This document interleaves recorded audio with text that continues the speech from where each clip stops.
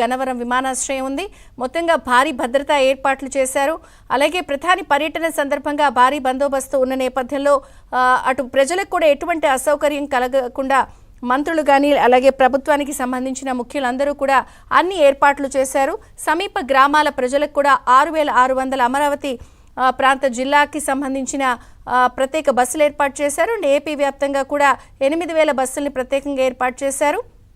మొత్తంగా ప్రత్యేక ఆకర్షణగా కూడా అక్కడ అన్నీ ఉంది. అలాగే ఒక పైలాన్ని కూడా ఆవిష్కరించే అవకాశం కనిపిస్తోంది. ఏం సందేశం ఇస్తారు అన్న దానిపై కూడా ఉత్కంఠ నెలకొంది. మొత్తంగా అమరావతి రీస్టార్ట్ కార్యక్రమం అటు ఏపీ ప్రజల్లో ఉత్సాహాన్ని నింపుతోంది. కాసేపట్లో అమరావతికి ప్రధాని మోదీ వస్తున్న నేపథ్యంలో ప్రధాని చేతుల మీదుగా అమరావతి పనులకు శ్రీకారం చుడతారు. ఇక అక్కడ ఉన్న తాజా పరిస్థితిని పశ్చిమ బైపాస్ దగ్గర నుంచి పూర్ణ వివరాలు అందించడానికి సిద్ధంగా ఉన్నారు. పూర్ణ.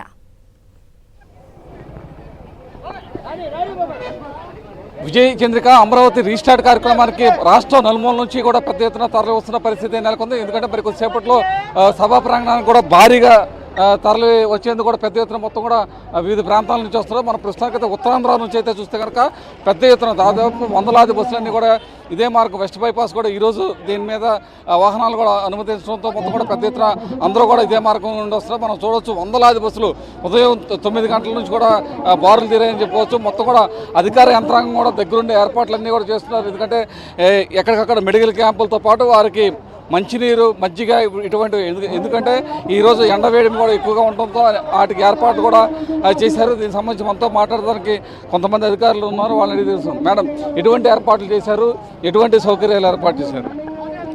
ఓకే అండి, మనకి ఇవాళ అమరావతి రీస్టార్ట్ అనే కార్యక్రమానికి సందర్భంగా జిల్లా రాష్ట్ర వ్యాప్తంగా నలుమూలల నుంచి కూడా ఈ వెస్ట్ బైపాస్ మీదుగా అనేక బస్సుల్లో ప్రజలు అనేది వెళ్ళటం అనేది జరుగుతుంది. మా జిల్లా కలెక్టర్ ఎన్టీఆర్ జిల్లా కలెక్టర్ గారి ఆదేశాల మేరకు జి లక్ష్మీషా ఐఏఎస్ గారి ఇన్స్ట్రక్షన్స్ మేరకు ఇక్కడ ఒకటి మెడికల్ క్యాంపు, మజ్జిగ డిస్ట్రిబ్యూషన్, అలాగే మంచినీళ్ళ డిస్ట్రిబ్యూషన్ అనేది కూడా ఇక్కడ ఏర్పాటు చేయటం అనేది జరిగింది. ఉదయం మార్నింగ్ నుంచి వచ్చిన ప్రతి ఒక్క బస్కి వాళ్ళకి మంచినీళ్ళు కానీ అలాగే మజ్జిగ కానీ వాళ్ళకి ఎమర్జెన్సీగా ఏదైనా మెడికల్ క్యాంప్ అవసరం ఉంటే కూడా ఇక్కడ ఏర్పాటు చేయటం జరిగింది.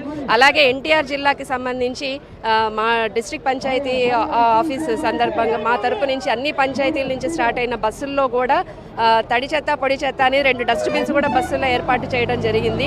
వాళ్ళు వాడిన వాటర్ బాటిల్స్ కానీ మజ్జిగ ప్యాకెట్స్ కానీ రోడ్డు మీద పారేయకుండా వాళ్ళ డస్ట్బిన్స్లోనే వేసేసేసి శానిటేషన్ పరంగా కూడా ఆ ఏర్పాటు. వీళ్ళకి రూట్ మ్యాప్ అన్ని కూడా ఎక్కడ పార్కింగ్ చేసుకోవాలంటే అన్ని కూడా వాళ్ళకి ముందుగానే చెప్తున్నారు. మ్యాప్స్ అన్ని కూడా ఇవ్వటం అనేది జరిగిందండి.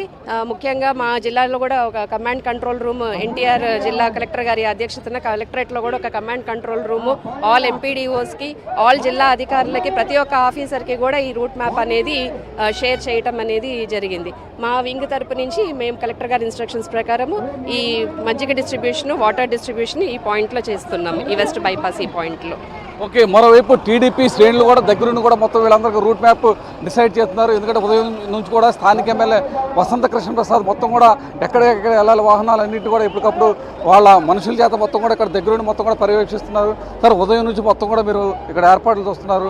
అసలు ఒక ఎన్టీఆర్ జిల్లానే కాకుండా మిగతా జిల్లాలను చూసిన కూడా అక్కడ పార్కింగ్ స్థలాలకు పంపించే విధంగా ఏ విధంగా ఏర్పాట్లు చేస్తున్నారు? వాళ్ళకి కావాల్సినటువంటి ఏర్పాట్లన్నీ కూడా భోజనాలు కానీ, వాటర్ కానీ, అలానే మజ్జిగ ప్యాకెట్స్ కానీ ఎక్కడ